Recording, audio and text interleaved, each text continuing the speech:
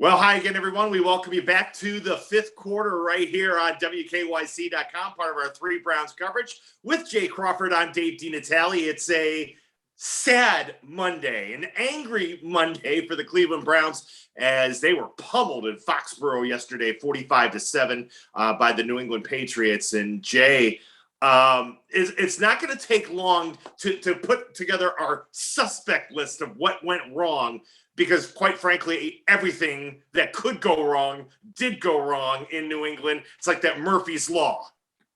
Yeah, I always talk about the blame pie and how typically it's not divvied up properly by fans. They'll oftentimes, in a win, throw all the credit on the quarterback, when in reality, that's never the case. And in a loss, they'll throw all the blame on the quarterback, and that's never the case. This one is easy, though, because there are 54 slices of this blame pie. One for each player. Mm-hmm. And they're very, they take care of themselves. Each one counts for about 1.5%. Then one for the coaching staff. And that's the one that takes up the bulk of this blame pie. Because I have not seen from this group a worse performance. And Kevin Stefanski pretty much said as much in his post-game comments. He falls hard on his sword. I'll give him that. When he's bad, he comes right out and says, I was terrible. I was outcoached. I let down our team today. And that's good, because there's no other way to say it. There's no other way to slice this. The players clearly were uninspired and they weren't ready to go. Yeah. I chalk this one up to coaching. It was clear that after the first drive, Bill Belichick was surprised what the Browns were doing. He had prepared all week as if the Browns were going to throw the football around, because he knew that the running game was down to one player. So he figured they're going to have to throw it to beat us, which is a good assumption. So he put in a defense that was basically built to stop the pass. Well, of their 88 yards on that opening drive, 59 of them came on the ground from D'Ernest Johnson. 59 yards. For the game, he had 99. So he had 59 in the opening drive, 40 for the remaining 3.5 quarters of football. Why? Bill made one simple adjustment. Keon Johnson, he's not going to beat us. We're going to force Baker to beat us. That was it. The Patriots' back end of their defense is phenomenal. It's one of the best in the NFL. They couldn't get open, and they were getting a substantial pass rush, and that made it easy. So Bill is so brilliant the way he comes at a team.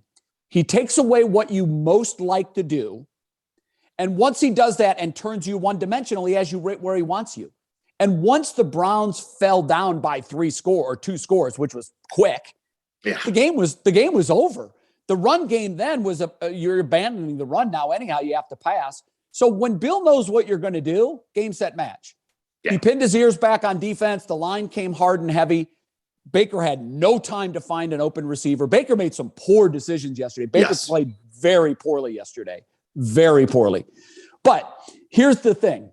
You juxtapose that with what we saw 7 days before, when everybody was saying they figured it out. They beat a really good defense. The Bengals everybody was talking about how good their defense was. The Browns made them look like children. So what was different? Same players, but a different scheme on the other side of the ball. And the Browns' inability to react what the opposition is doing is becoming a problem, particularly when your best player on your football team, and Myles Garrett, comes out after the game and says, essentially, I'm stunned we made no in-game adjustments. We just kept doing what was getting us beat. Yep. That's a problem. That's a problem. And the Browns now at 5-5 are an extreme long shot to start thinking about postseason play, primarily because they have losses to the Patriots, the Chiefs, the Steelers, and the Chargers. And those 4 teams are teams they're going to be fighting with for wild card spots. So it unless they go on a real ridiculous run here and win 6 of their last 7, I don't think the division is in play. And because they lost the head-to-head with almost all the teams that will be fighting for the wild card spots, it's just not going to happen this year. It's another year that's going to end in disappointment. I think there were too many injuries. There was too much drama, and there was just not enough big plays. It's a shame. I thought, as you kind of went through what Bill Belichick did to the Browns offense, what he and Josh McDaniels did to the Browns defense. I mean, Jay, 3 drives of 90 yards or more, including a 99-yarder. I mean, props to Jamie Gillen. Had a great day punting the ball, pinning New England inside the 5 a couple of times, or inside the 10. He was the MVP yesterday. That's the problem. Yeah, and that's never good. That, to me, more than anything else, illustrated what Myles Garrett was talking about. There were no adjustments. And listen, Mac Jones, give him credit. He threw the ball well. They ran the ball well, Patterson. But, Jay, you can't. Come on. This is not, high-powered offense. And they completely befuddled Joe Woods in the defense. Yeah, they were yesterday. That's because our defense made no adjustments. There were a lot of cries yesterday on social media about making a change with Joe and changing the defensive coordinator. I am never in favor of making those calls in the middle of a season. So let me put it at that. But I do think at the end of the year, when the hard look is taken at each coordinator and each position coach, it's going to be really hard to justify keeping him, because you can't completely dominate you can't hold a team like Minnesota to 7 points and stop Cincinnati, who's got 2 great receivers and a terrific quarterback, completely shut that defense down, but then get trampled by a coach that knows how to out-scheme what you're doing. That's schematic. The talent from the position players, it's there. This defense hasn't had this much talent going back 25 years, maybe longer. But it's clear that they're throwing one thing out there. They're doing one thing. And when a smart coach sees that and says, oh, I see what you're doing and I see how to beat that, they're playing chess and we're playing checkers. We need a chess player that's moving our defensive pieces. And we don't have that right now. And you're never going to contend for a Super Bowl ever if you can't out-scheme what the other offense is doing. And right now we've got one base defense. Here it is. If you can beat it, great. And that's stealing for Bill Belichick. He looks at film. He knew Wednesday we're going to score a lot of points. We're going to score a lot of points because he saw what the Browns have been doing relatively hasn't changed. They are who they are. And, they play that soft zone. And there's ways to beat every scheme. That's why you need to have 4 or 5 different packages and schemes and looks. Browns have one, and Bill just ran right over it. So right. It was really disappointing. Let me ask you, because I heard this on social media, and I went on and did an interview last night about this too. Not changing coordinators, but would it be, as we are really in this halfway point of the season, would it be advisable for Kevin Stefanski to maybe give up his play calling to Alex Van Pelt on the offensive side so he can focus more on the overall team and maybe take that burden off of his shoulders so he can help Joe Woods, come up with something else and not have to worry, but I got to start thinking about the offense here because it's 3rd down and I got to figure out what we're going to do when we get back on the field. Would that be an advisable move at this point? I don't want to sound reactionary with my answer to that. So I'm prefacing my remarks by saying this is not just from what I saw yesterday. I just don't think that the head coach should call the offensive plays, period. I don't.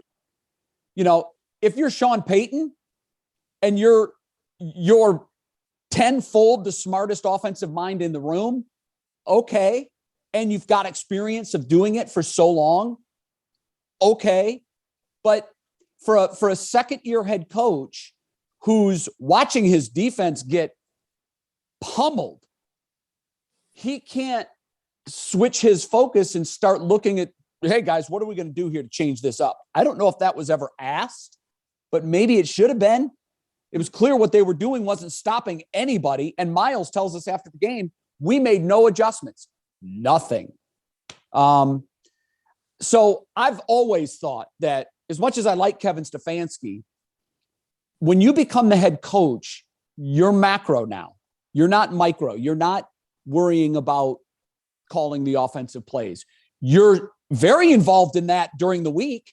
You're game planning with your offensive coordinator, and you're coming up with the call sheet, and you're coming up with how you want to attack a defense. But in the game, there's so much going on.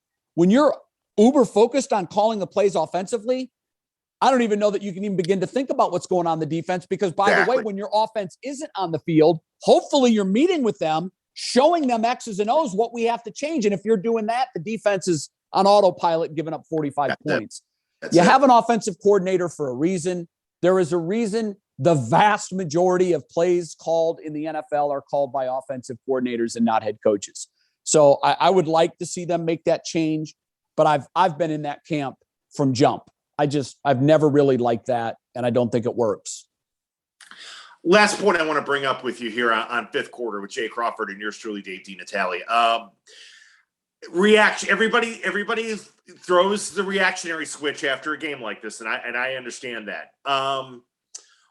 Does a performance like yesterday make you think harder about Baker Mayfield's future as a winning starting quarterback for the Cleveland Browns going forward? No, not at all. What it does, and I've been in this camp all along, I would have major reservations of giving him top 5 quarterback money. And so they're going to be in a real position, because if they have to franchise him, which it looks like that could be where this ends up, he's going to be in that top 5 quarterback money. He is not worth that. He's never been worth that. And I've always maintained he's never going to be worth that. Here's the deal. You don't have to have, this is why I hate this argument so much. People say, is he elite? Is he top 5? Well, there's only 5 of those guys. Okay. Right. And you don't have to be elite to win a Super Bowl as a quarterback. You just don't. It makes it a lot easier. But when you have the breadth of talent that the Browns have around Baker Mayfield, and you're not a passing team, you're a run team, and you're built to be a run team. This notion that Baker's not the guy. Baker's the guy. He took this team to the playoffs and won a playoff game last year. So to say that he can't do it or he's incapable, he's proven all of those haters wrong. He's done it. So stop saying he can't do it. He's not the guy. Here's my 2 cents worth on this whole discussion. A year ago, after the playoffs, people were saying 35 to 40 million. That's what it's going to take to keep him. Now, listen, I'm steadfast against that number. First of all, what happened when the Chiefs gave Patrick Mahomes that number? Where are the Chiefs right now? Are they where they were 2 years ago? No, they're not. What's going to happen to the Bills because they gave Josh Allen that kind of money? Are they going to be the team that everybody thought they were going to be? Well, they lost to Jacksonville 2 weeks ago. When you take a large part of your pie and you give it to one player, that means you have a much smaller piece of that pie to give to the other 52. By very definition, you're going to water down the rest of your football team. And because the quarterback is key, but not vital and not absolutely necessary to win that Super Bowl, look at what happened to the Seattle Seahawks when they gave Russell Wilson that top tier money. Where have they been? They went to a Super Bowl early in his career when he was on rookie money. Right.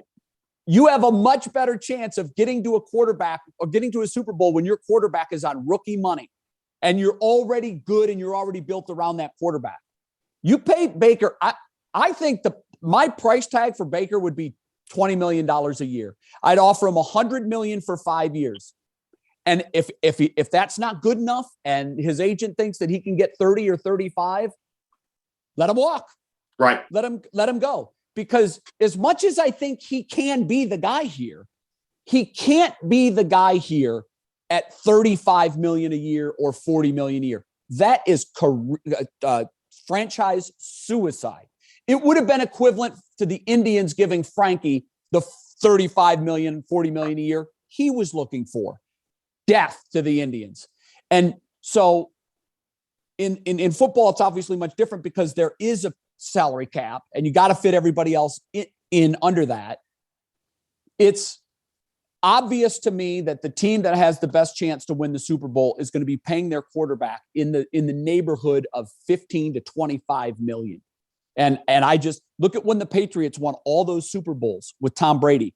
Right. I don't believe he was ever the highest paid player on his football team in New England. He may have been at the end of his career there, but you got a guy that's going to give a team friendly deal because he wants to win more than he wants. What's the difference between 20 million a year and 40 million a year at that point? So I just think that Baker's the guy. You got to get him at the right price. You cannot overpay for him. It will set your franchise back 5 years if you do it. Right. Then your ability to sign other players, if you want to sign your complimentary players, you're not able to do it. And by the way, I think it was a brilliant move by the Browns to lock up their two key offensive linemen in the last 10 days. I'll tell you what that does.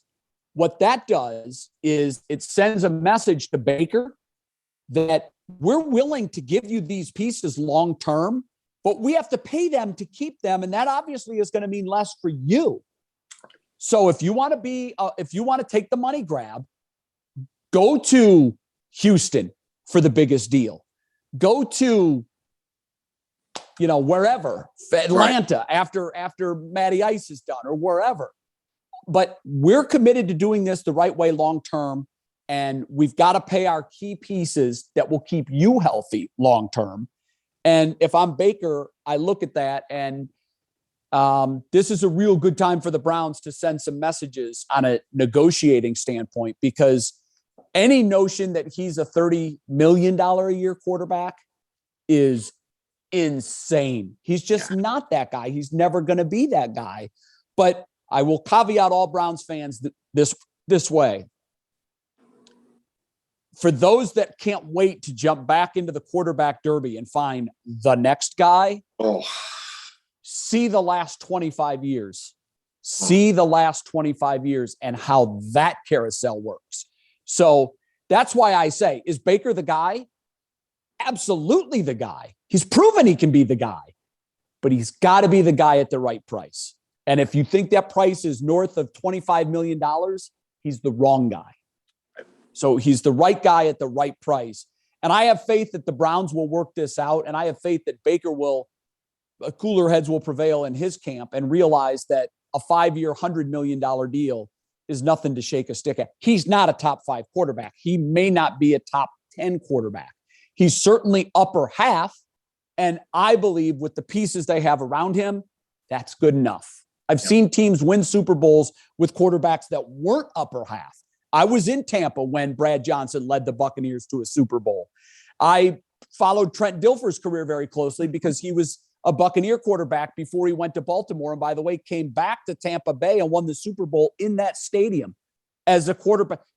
Dilfer's nowhere near the quarterback Baker Mayfield is, nor was Brad Johnson. Now, granted, both those teams had not elite defenses, but all-time great defenses, which is what you need if you're going to win a quarterback with a win a Super Bowl with a subpar quarterback.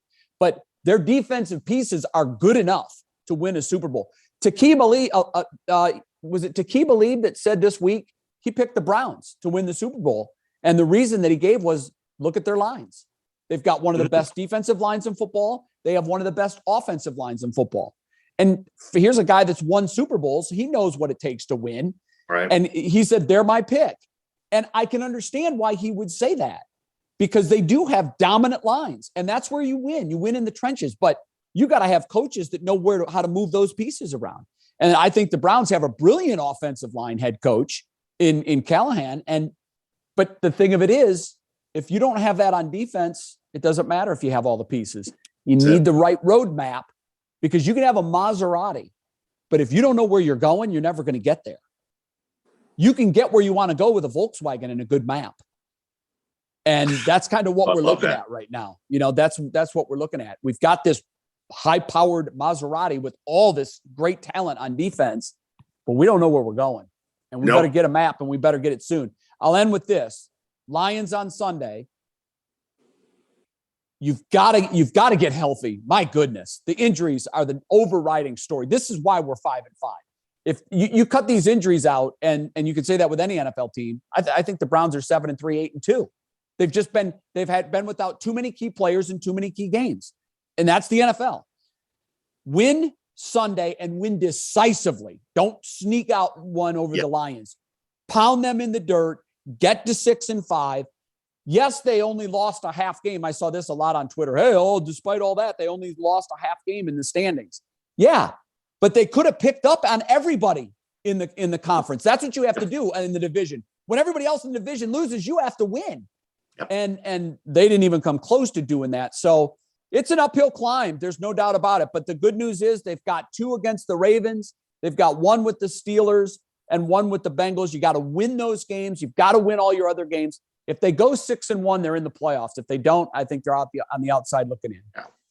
I would agree, my friend. Great stuff here today from Jay Crawford. And thanks so much, my man. We'll see you later on today on What's New at 5 o'clock. And we thank you all for watching the 5th quarter right here on our 3 Browns coverage at WKYC.com.